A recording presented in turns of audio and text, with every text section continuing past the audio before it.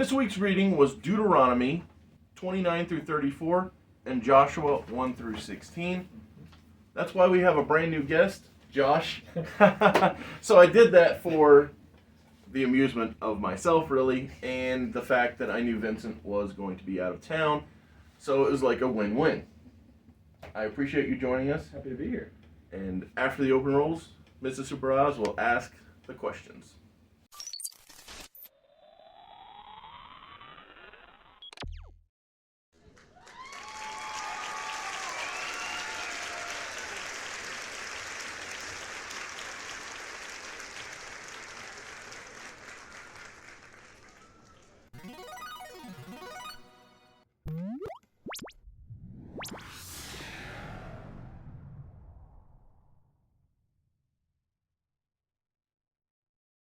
Mrs. Super Oz, what is the first question? In what areas of your life have you ever felt stuck? That's funny. So, that question literally came up last night in discipleship group. And it's interesting that because everybody experiences being stuck at some point in their life, obviously. Like, when I was deployed to Iraq, I feel like was the most stuck I felt in my life because it was one of those things where you're not sure you're coming back. And, you know, it was an upside to know that there were people that you could count on that you know were also feeling the same thing. It's like, man, we're all in this together. But it's one of those things where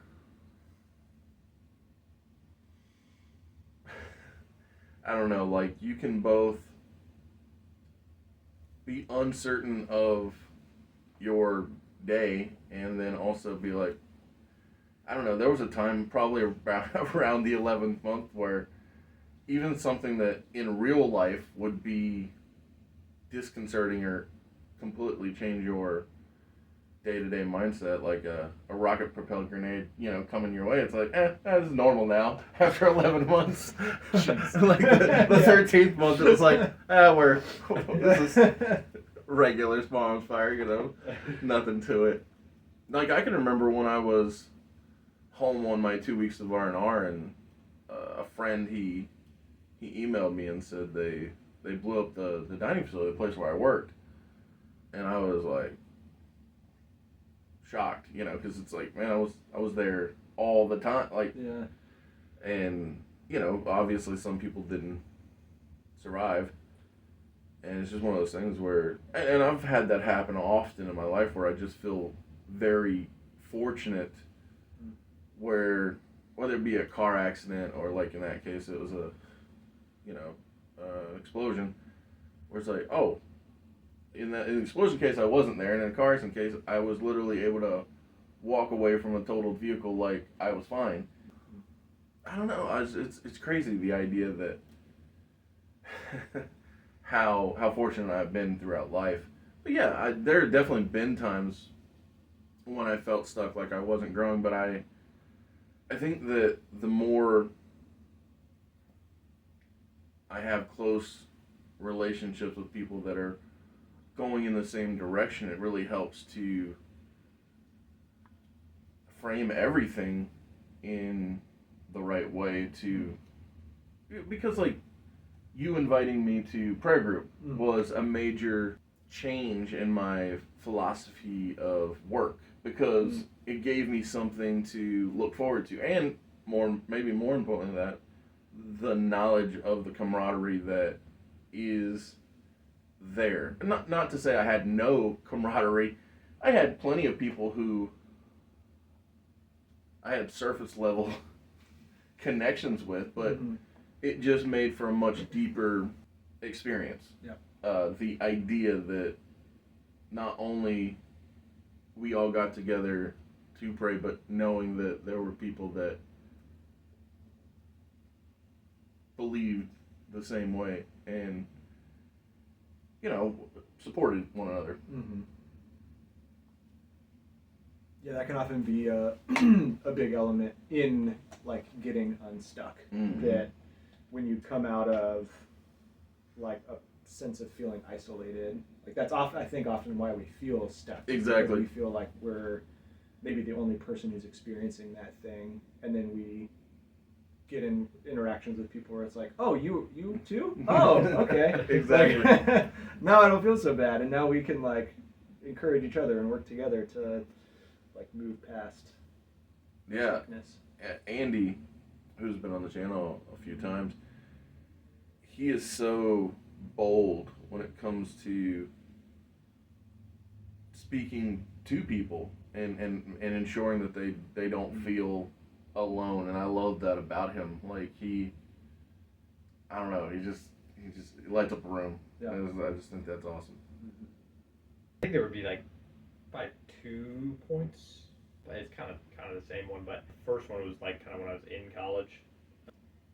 So I was in the first university I went to. Part of the decisioning that I made to move back home and then transfer schools. I think it was before I made that decision was where I was kind of stuck, and then that decision kind of got me unstuck. I think is what it was. Makes sense. But yeah, it was just a weird time because I was at the school for like the main reason I went to that school was for sports, and then I ended up 3 years in. I was like, I don't want to do this anymore. Like, What sports did like, you play? I didn't know you were a sports fella. I was a bowler actually. Wow. Okay. Yeah. I didn't know the scholarship bowling. Yep, That's yep, awesome. there's scholarship bowling, Learn something new every day. Yeah. Yeah, the school I went to, actually, you can cut this out, but the school Sure. I went to was, we were ranked #1 in the country, actually. Oh, I'm definitely keeping that. Okay. No, that's wonderful. That's really cool. No, that's so cool to be ranked #1. My goodness. I bowled for 12 years, I think, roughly. Never going bowling with you. I'm gonna look Who like do you a think fool. you are? Jacob is. Yeah. Yep. And then so it kind of hit, like I just hit, like I was burnt out, and it was like the Sure. school wasn't cheap to go Mm. to, and so then it was just like, why am I still going here if I don't even want to be? I don't want to continue doing the thing I'm here for. And then it was kind of also after that when I moved home, then I was kind of like, because I was in a period with like school where, because I moved back in the middle of the semester, Mhm. so I couldn't just start school right away. I had to wait for another semester to start. So I was sitting there, and then I couldn't find a job for a while, and so I was just like stuck at home all the time, and like I was with friends and whatnot. For sure. And then was going through a breakup as well, so then that on top of everything just wasn't great. Of course. So I but, feel like the concept of being stuck is related to the Israelites in the 40 years. Yeah. Is my but my presumption is the reason that the question exists is because of the Israelites being, stuck. And so one of the notes that I took, and I know that it's fun or playful or whatever, me being kind of smart alecky, but I was like, clothes lasting for 40 years? I was like, that's amazing. I can barely have a pair of pants last for a year. and I was just, They don't make things like they used to. yeah, that's true. Yeah, they certainly don't. That's good. I like that. Mrs. Superhouse, what is the second question? How did you handle things? Did you seek guidance or wise counsel? Oh my goodness. So, I wish I could remember his name, but we had a chaplain when we were, even before we were deployed, even when we were in Hawaii, he was the same chaplain, so it's not like it changed or something, but he was one of the, you know how some people feel like they've always been old? Like Willie Nelson, right? Yeah. Has he ever been young? I don't know. It feels like he's always been old. And I'm sure there are other people too. Yeah. Betty White, she was like always old. Right.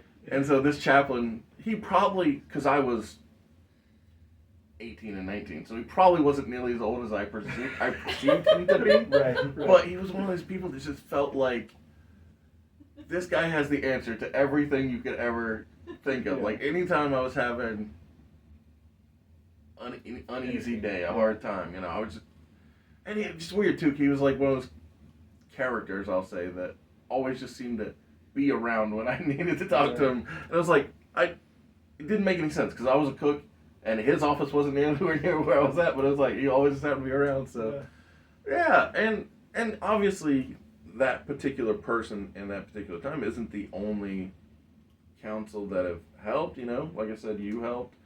Vincent has been nothing but not. You know what I mean? Like he's been super thoughtful with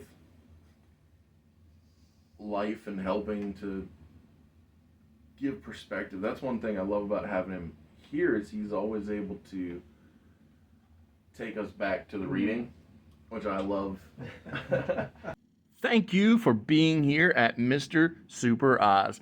This video is going out, and this channel only exists because I, Oz, founded Gamble Comics, which first release was Everlasting Survivors, a 68-page graphic novel called All Day Long. Available now. Follow the link in the description that will take you to gamblecomics.com. While there, you can get hats, shirts, posters, much, much more. But most importantly, the story itself. With his just thought process, basically. Sure. And, you know, as far as other people that have been helpful, my goodness, like I said, Andy is another great example. That's why I jokingly called you and him the founding fathers. That's fair.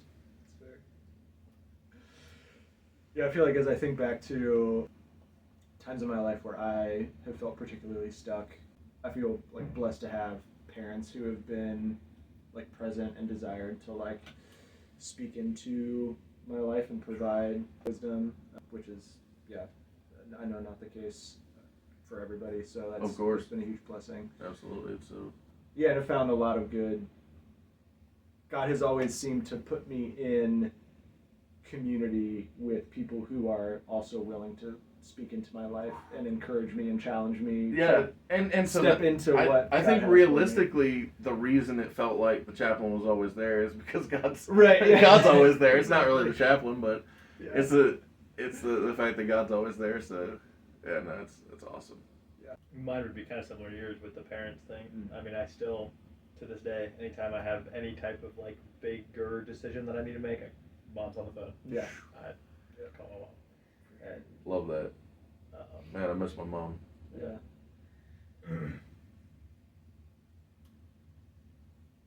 Yeah, I mean, I'm grateful for your mother. Yeah. Like she's been very She's been helpful for life. So yeah, moms are great. Yeah, absolutely. Very much so. What is the third question? How did you begin to make moves again? And what did you do to get out of the rut you were in? Yeah, so the most recent, if you would call it rut, is the one where Vincent invited us to church. Because even before you invited me to prayer group, he invited us to his church, and it really helped the process of getting back, or helped get back to the right outlook, the right mindset, the right everything to make the right decisions as far as being in the Word, praying regularly, not trusting my own stupidity, if you will, or whatever. Stubbornness maybe is the better word for it. Yeah. Because so often I would, and I try not to, but it's hard.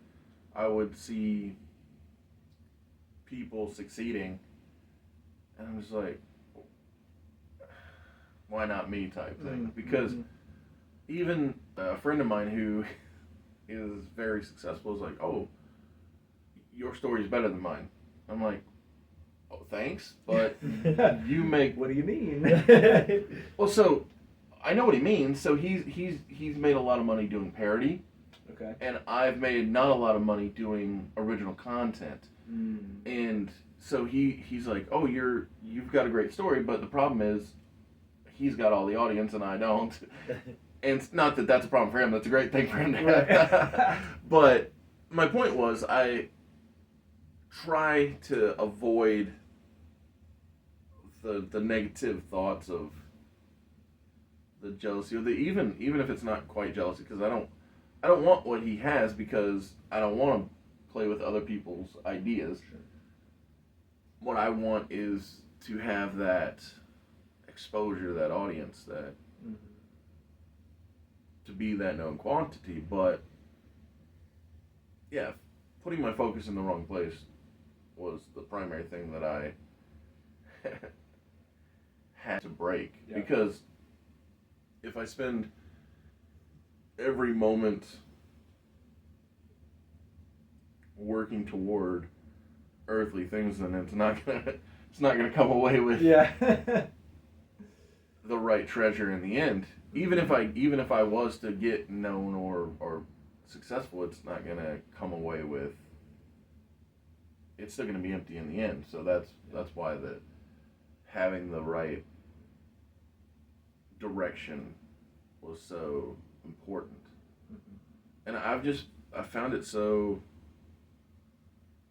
rewarding doing the right thing, which is, it's funny to say because so often people are like, oh, I want to be rebellious or Yeah. go my own way, and it's like, man, as soon as I stopped doing things my way, things felt better. It's Yeah. like, and Yeah. maybe felt's the wrong word, but you know, Yeah. the level of expectation, or I'm not even sure what the right word to put on it, but it's just like the weight was lifted is Mhm. probably the best way to put it. Yeah. And so, yeah.